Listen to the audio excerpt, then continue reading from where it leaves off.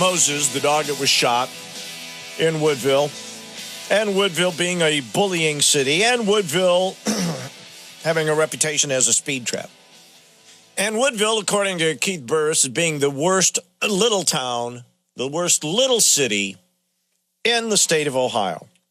Well, one of the things that I found out is that they aren't really the worst. In fact, they are reacting to this dog shooting in a lot different way than many cities have. And I was put in touch with Jeffrey Justice, and Jeffrey has a Facebook page called Dogs Shot by Police. It has 14,800 plus followers right now. I had no idea that there were that many, and Jeffrey has been a dog advocate. He doesn't have, pardon the pun, a dog in this fight. He's not from here. He hasn't traveled through Woodville and gotten a speeding ticket or anything else. He simply follows these stories wherever they happen, and tries to bring some light and shed some light on it. And he joins us on the phone right now. Jeffrey, thanks for the time this morning. I appreciate it. Well, thanks for having me. Tell me a little bit about how you got involved or heard about the case of Moses in Woodville, the dog that was shot by the police officer there. Well, officer-involved dog shootings are my business. With the Facebook page Dog Shot by Police, we report on officer-involved dog shootings nationwide, and unfortunately, business is very good in that area. It's a national obscenity. So the Moses case came to our attention, and we, just as other cases, we follow it. Now, how many of those cases are we talking about? You say it's a national obsession. 1,000, 2,000, 3,000? How many? Yeah, I said it's a national obscenity. Here's the thing about the numbers. It's hard to verify because a lot of police departments don't even report these shootings. A lot of media doesn't even report them, and a lot of things just go unsaid. We have, like in 2014, as until October, we had about 500 or so shootings that we know of. But again, the numbers are hard to do because we can't verify. Okay. And what do you hope to, by promoting them, what is your final goal? What is your hope? To get them completely to stop or to handle them differently when they do happen? Or what's your mission statement, so to speak? I would say what we do is we advocate for better police training. Mm-hmm. We advocate for legislation for mandated police training and non-lethal dog encounters. Colorado is the first state to mandate that. It became law January 1st of this year. We want to reduce it.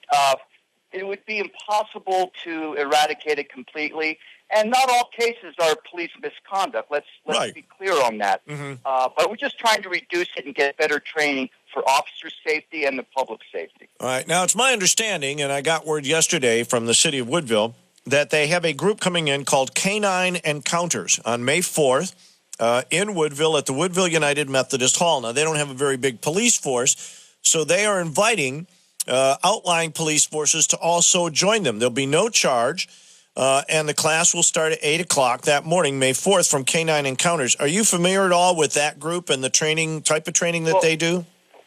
Very familiar. That would be Jim Osario's class that has been utilized by major metro area police departments throughout the country, Fort Worth, Texas.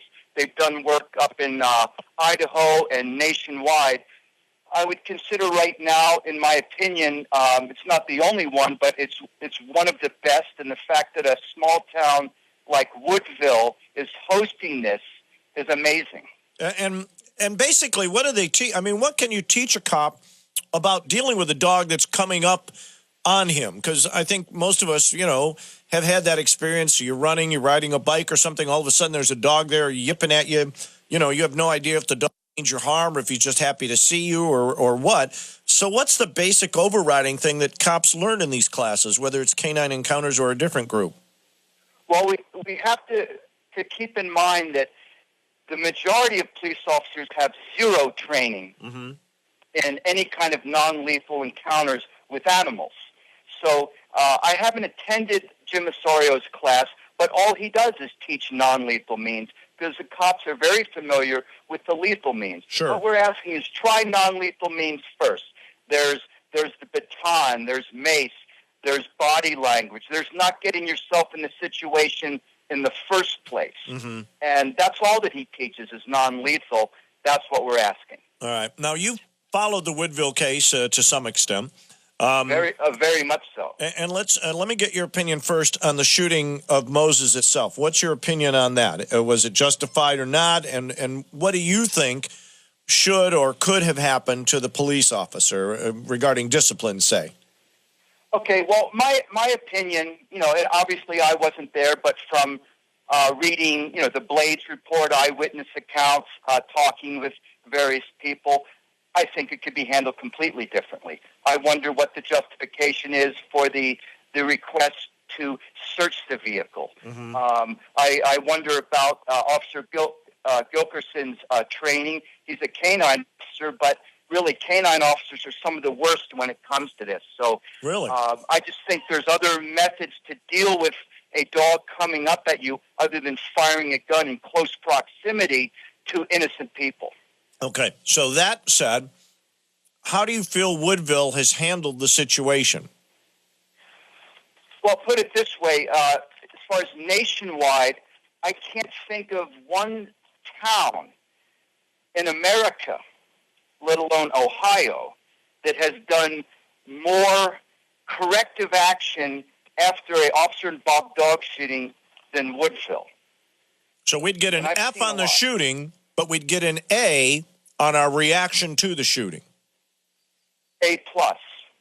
Now, do you think that something should have been done? Should the officer have been suspended or anything like that? Or is Woodville taking these other steps in place of that? And is that enough?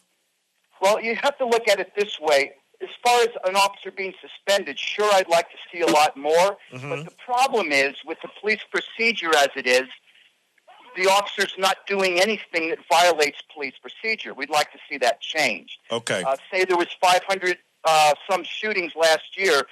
Only 9 cops lost their badges, and 6 were criminally charged out of all of that. There was a few suspensions and minor discipline, so very few cops are ever held accountable for these shootings. All right. Now, when we spoke yesterday, you were all fired up about the coverage that our local newspaper, the Toledo Blade, has given this, in that it seems to an outsider like yourself, as well as to me, somebody who sees the paper every day, a little overblown. Would you describe it as that also? Exactly. They've gone a bridge too far. They did excellent coverage in the beginning. I followed the Blade stories, but I've just noticed lately they've taken it too far in that last opinion piece by Mr. Burris. Mm-hmm. It's just plain inaccurate. It's not true. What about it isn't true? What about it struck you as being inaccurate? What is true? I don't know much about the speed trap. I mean, no one likes to get a speeding ticket. Right. I don't live out there. But as far as the dog shooting, I could go through this line by line.